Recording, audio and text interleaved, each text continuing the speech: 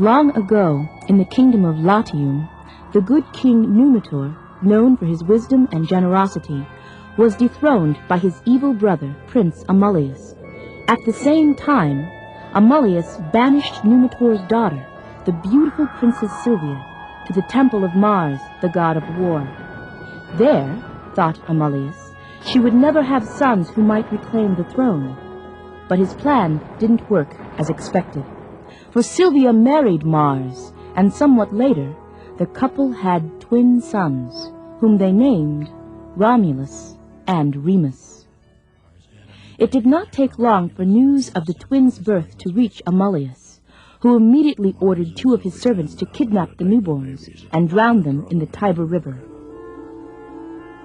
That very night, the 2 men crept into the room where the twins lay sleeping, and once there, began to carry out their terrible mission.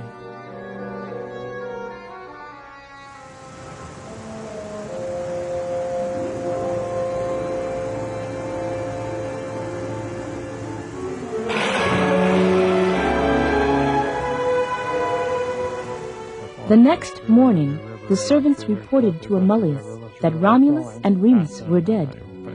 But in fact, they were not. The twins' cradle bobbed and dipped like a tiny boat in the rushing waters, but it did not overturn as expected, nor did it sink. Instead, the cradle eventually came to rest in a clump of rushes. After a while, the babies awakened and began to cry from cold and hunger. Now, as it happened, a she-wolf was nearby that morning and heard the newborns cry. She was curious and went to investigate. The animal was puzzled by these tiny humans, but she sensed their despair, and although she feared people, her motherly instincts overcame her, and she carried the 2 youngsters to her cave, where she reared them as her own. As the months passed, Romulus and Remus grew strong and healthy, and in time they began to venture out farther and farther from their cave. One day, a shepherd named Faustulus noticed the boys as they chased each other down a path. The shepherd was struck by their curious clothing and their wolf-like gait. He followed them to their cave and was, to say the very least, astonished at what he saw. Now Faustulus and his wife were childless, so later that night, while the wolves slept, he came to take the youngsters to his home. For many years, Faustulus and his wife took care of the twins as if they were their own sons, although at first the boys found it difficult to eat as humans. In time, Romulus and Remus grew strong and handsome. Even so, they never completely lost all their wild, wolf-like ways. They helped Faustulus with his herding, and when they weren't in the pastures, the twins took to ambushing thieves who had stolen livestock and food. Then they returned the stolen goods to their rightful owners. Over the years, stories of the twins' brave deeds spread far and wide, until, one day, reports of their exploits reached their grandfather Numitor, who, banished to the far northern reaches of the kingdom, had led a lonely life for many years. The old man wanted to meet the brave young heroes, and so he asked his guards to find the twins and bring them back. As soon as he saw them, Numitor was struck by their resemblance to his daughter Silvia.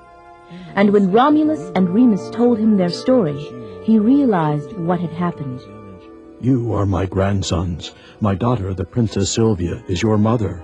Your wicked Uncle Amulius tried to kill you and has stolen your birthright. Now that you know these things, you must take the throne for me so that one day it can be yours.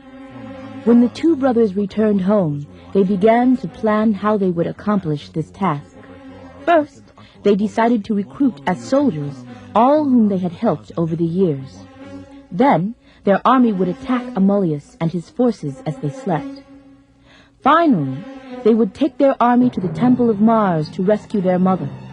And because Romulus and Remus were cunning and brave, their plan worked.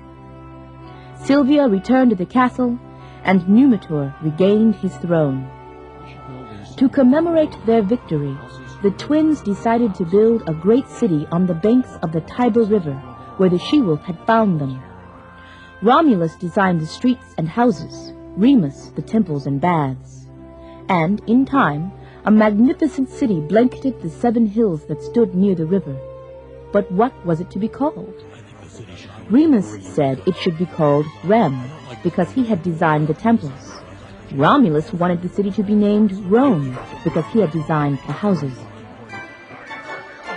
And because both brothers retained the wildness of their early upbringing, they began to fight savagely. So savagely, in fact, that the fight ended only when Remus lay dead. And so, Rome was given its name.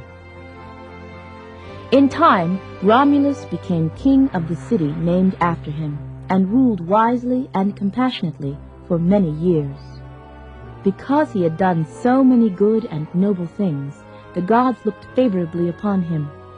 And so, when he died, he was taken to where the gods dwelled. From that time on, he was called Quirinus, and became a noble god of war.